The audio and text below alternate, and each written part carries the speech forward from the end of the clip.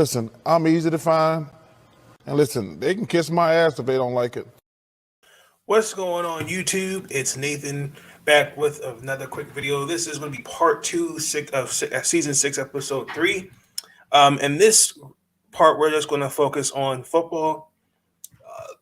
The first half was just an introduction for the Athletes Unlimited because their game started. Tonight's episode, because they play tomorrow and they're done Saturday. So I'll just go ahead and just get that all out the way.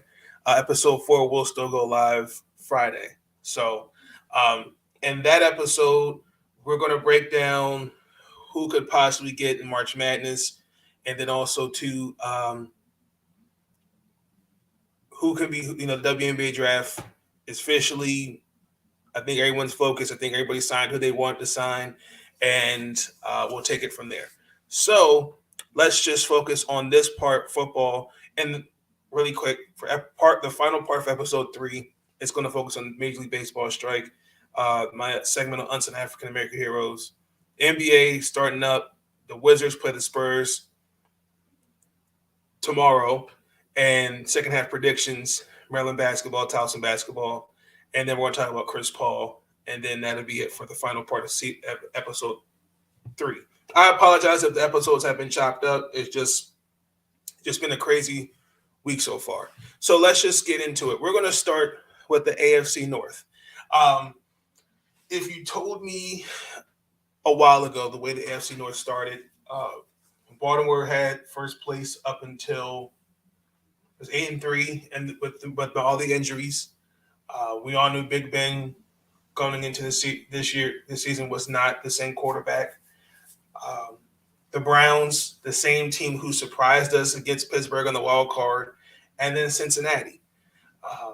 Did not expect Cincinnati to jump and then make it all the way to the Super Bowl. So by default, the Cincinnati Bengals are the team to beat in the AFC North. If you're the Browns, Ravens, and Steelers, you know what you have to do going into the offseason. Now, I'm going to start with the Bengals because they got to the Super Bowl, and much credit to Zach Taylor and the front office. Joe Burrow, he played his ass off. Now, my biggest criticism of the Bengals is they have not built an offensive line around Joe Burrow. Riley Ruff, that's who they signed. They passed up on Panay Sewell to draft Jamar Chase. I'm not mad at that, okay? Now, Joe Burrow was sacked 70 times. That's an alarming statistic. And also, too, they were ranked 31st in pass block. I think it was the Miami Dolphins that were worse than that. So what they're going to have to do is they're going to have to build an offensive line around Joe Burrow. Now, I'm looking also that really they have the 31st pick in the draft. So they need, obviously, interior offensive line and pretty much the whole line, maybe except the center. But everything else needs to be built around the Bengals, okay? Now, looking at their free agents, they don't really – they can sign and make some moves. I feel like they'll be okay. I think they got – Jesse Bates, C.J. Unsma, Quentin Spain, and Larry I cannot pronounce the defensive lineman's name. Ojobi. Those are really it. And looking at their cap, according to Spot Track, it's a little under $49 million in cap. So the Bengals know what they have to do. I do expect they could. I saw an article where they could trade Trey Wayans and a couple of picks for Larry Tunsil, who I think is a good left tackle. He could be, because he plays for the Texans. That wouldn't be a bad trade. And I don't know what they could do about Trey Hawkins because he's their center. Trey Hawkins is not that bad. It's not that bad. But I know Wayans is almost like $10 million in cap, and Hawkins his cap's like around $6 million. So I mean, coming into this, I mean, they got a lot to do. So I think the biggest thing is they're going to have to build an offensive line. Let's go with next to the Cleveland Browns. It's the same team that surprised us in the wild card, beat Pittsburgh. This year, with the amount of injuries, pretty much everybody was touched with injuries. Kareem Hunt, Baker Mayfield, Jarvis Landry, Odell. Just was not this. This just wasn't a really good year. I thought the defense that everybody hyped up, they say was the best defense in the AFC North. I didn't really see that. Like they're going to have to figure out. I know I have been critical of Baker Mayfield, and they're going to have to make a decision if this is going to be the guy that's going to go forward. I think I understand the criticisms with Baker Mayfield, but I'm looking at what was running. I mean, his true number one wide receiver wasn't there, and he went on Twitter, Jarvis Landry, and he pretty much left the ball in their court. What they want to do? They want to bring him back or let him move on. The whole Odell Beckham Jr. thing. I think the way that whole situation was I think to solely throw Baker under the bus and not call out the coaching staff, the offensive coordinator, and Kevin Stefanski. I just think that was just weird to me. And then also, too, look, the Browns are who we thought they were. Okay? I really wasn't a true believer in them. I think the biggest thing in the offseason, they're going to have to figure out what they're going to do about Baker, and also, too, getting guys healthy. Now, they have the 13th pick, so they could do a couple things. They could look for a wide receiver, because now you got, if Jarvis goes, you ain't got anybody there. And you could probably buff up the defense, probably the out linebackers and maybe the defensive line, because I doubt Clowney's coming back. And then, again, like I'm looking at their free agents. Clowney's one, Malik Jackson's one, Anthony Walker, Njoku, Rashard Higgins, and Dearness Johnson, the third stringer running back that actually did well for a couple games. So they got some decisions to make, and their salary cap. That was, according to Spot Check, it was a little under $30 million in the cap. So they can make some other moves. I think Jarvis, his dead cap is about 16.5. But the ball's in their court of what they want to do. So it wouldn't faze me if you see some major changes, some big changes in Cleveland. Now let's painfully talk about my Baltimore Ravens. Where do I begin? It was a disgusting year. Regardless of what we can say, 8-3 doesn't matter to me. We were just, since the training camp, injuries look bad. I mean, it's injuries. And on top of that, Lamar Jackson went down with an ankle injury. Couple questions I had. I been on the record. I am not a Greg Roman apologist, but he didn't have his All-Pro left tackle this year and his All-Pro right tackle, who wanted to be a left tackle and went to Kansas City. His running game practically all riddled with injuries. His true number one wide receiver was out for probably the first first 5 weeks of the season. And you had a defense that had no pass rush. I'm looking at the cap. According to Spot Track, it was a little or $11 million. That's tragic. Bradley Bozeman, Calais Campbell, Brandon Williams, Patrick Ricard, Sammy Watkins, Deshaun Elliott, Jimmy Smith, Justin Houston, Latavius Murray, Pernell McPhee, Anthony Averett, and Devontae Freeman. I'm hoping some of those guys will stay, but others have got to go. I think Eric DaCosta and I appreciate him coming out and taking accountability. He knew he messed up on some of the moves that he thought could be fillers, but they just simply weren't.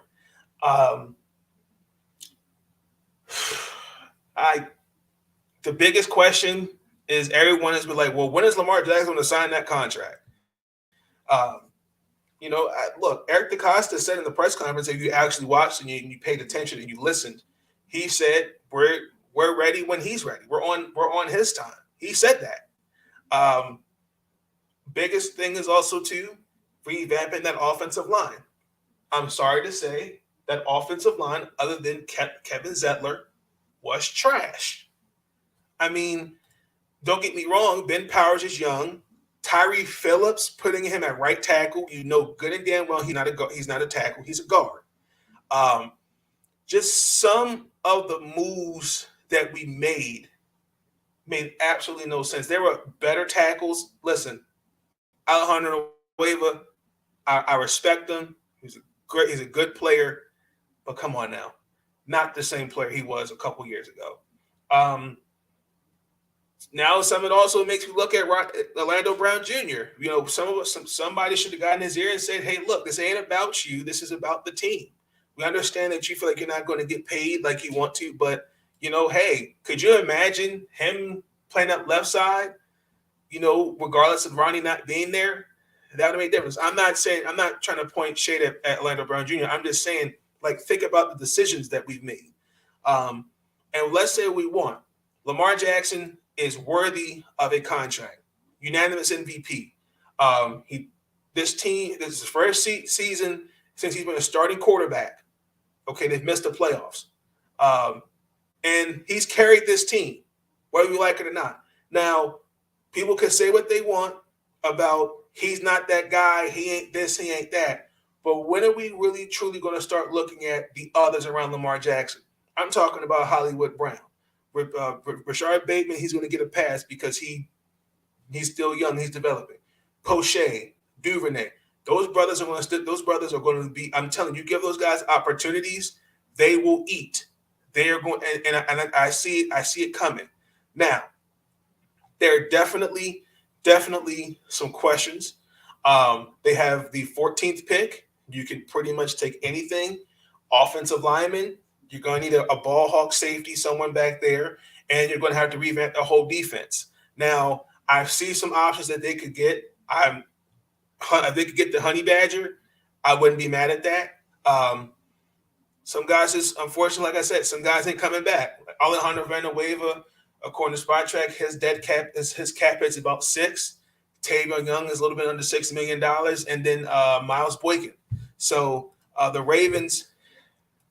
So when are we going to say something about it? You know what? I'm going to walk away. I'll be right back because I'm scared I'm going to say something that might get me in trouble because I'm pissed. I'm pissed. It's ridiculous.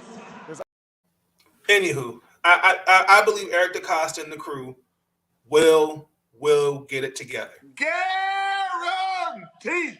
And also, too, I just want to take this opportunity to congratulate Sashi Brown coming on board, taking over Mr. Dick Cass. There's some big shoes to fill. I think he's going to do wonders for the Ravens. He's coming into – I think he's around good people and will be good from there. Let's move on to the Pittsburgh Steelers. So the Pittsburgh Steelers, up until Week 18, they made the playoffs. It's ridiculous. It's obvious what's being done out here. It's on a nightly basis. I hope the world can see now what's really going on out here because it's getting ridiculous. It's really ridiculous. Yes, man. This is ridiculous, man. Ridiculous. This was Big Ben's last hurrah. They got a little over $33 million in the cap, according to Spot Track, what I read. Some big free agents. Joe Hayden's one. Juju Smith-Schuster. Terrell Edmonds, James Washington, Ray McLeod. I think his name is Abadella Witherspoon. The biggest thing is who's going to be his replacement. I think also too, like Joe Sherbert and Zach Banner, they could also be potential cuts. They're just examples. And there's some other guys I saw. If you go on Spotra, you can see like who's making the most, who has the most cap hit, and those two they come to my mind. So, who's going to be Big Ben's replacement? I listen. I understand y'all think Mason Rudolph's not that guy. His record's 5-4-1, but I'm not going to ignore the fact that a couple things you got to take in consideration. If injuries, I mean, that team was starting to look different. I let him be the placeholder because I hate my thing is, okay, if you trade for Aaron Rodgers or Russell Wilson, okay, I'm looking at draft, let the Steelers, I'll go after Kenny Pickett. I would draft somebody young, let them learn, develop the system, and let him be your guy. I hate to go after somebody in free agency and trade, and then that may not work because the Steelers got some other issues to fix too. I don't know if you paid attention to the game, pay attention to a guy by the name of Najee Harris. That man had no offensive line. I mean, practically, they need to revamp that offensive line. They do. And also, too, wide receivers. I mean, are you okay with Washington seasonally having that many drops? Juju Smith-Schuster, I don't think he wants to stay in Pittsburgh. He'll probably want to go play the guy like Patrick Mahomes or go to San Francisco. Who knows? Just giving ideas. So the Steelers definitely have some things that they have to figure out. I think they have the cap to go out there and see what they can see. But, I mean, this free agency, with this quarterback draft, this free agency class is trash. It really is. There's really nobody good out there other than Mitch Trubisky.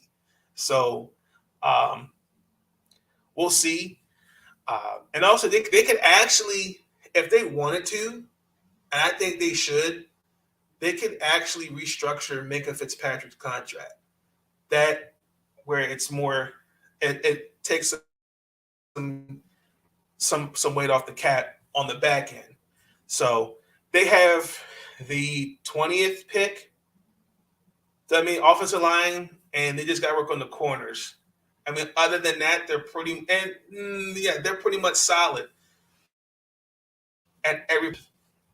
So I'm not sleeping on the Pittsburgh Steelers. I think Baltimore and Pittsburgh, they're coming back strong next year. But the biggest thing is who's going to be Big Ben's replacement. This is just me. I'm not trying to say Mason Rudolph's going to be an all-pro quarterback.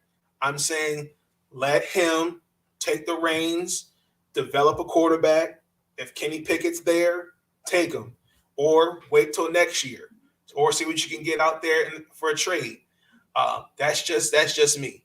So, but I'm going to be on the record. The Baltimore Ravens and the Pittsburgh Steelers are coming back strong next season. Guaranteed. Let's transition to news around the NFL. Aaron Rodgers is Aaron Rodgers. You know what? I just can't take him serious anymore. When he knows what he wants to do, we all know. The Baltimore Ravens hired Zachary Orr as their linebacker coach, former Raven. Good to see him back. Career ended shortly, sadly. I'm happy he's back in Baltimore. I was like, wow, we got Zach Orr from Jacksonville. I like that. Congratulations to Odell Beckham Jr. He and his lovely partner announced the birth of their first child. Congratulations. Tom Brady is going to be a producer, and he's going to act in the movie with Miss Jane Fonda. What? What? And you got to be kidding me. I actually now want to see that movie. I do. Andrew Whitworth talked about he's leaning towards retirement. He said he's going to need a couple more weeks to figure out what he's going to do and take it from there. Now, if it is true about Stephen Ross and these tanking allegations, Stephen Ross could be removed as owner. And then the Dallas Cowboys, they paid. I didn't know about this too.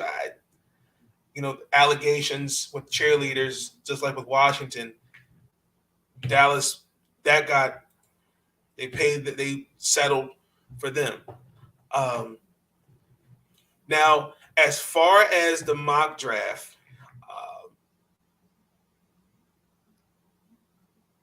give me the weekend. I don't have my first mock draft for you guys because the combine's coming up, and this is just Nathan's 1.0 mock draft. After the combine, things could change. So definitely give me some time on that. The Saints, they promoted Ryan Nielsen and Chris Richard to co-defensive coordinators. So you have 2 defensive coordinators. Interesting. The Steelers, they also Kevin Colbert, because he's going to retire after the draft, so he's going to pull Ozzie Newsome. He's going to tender Dwayne Haskins. So, okay.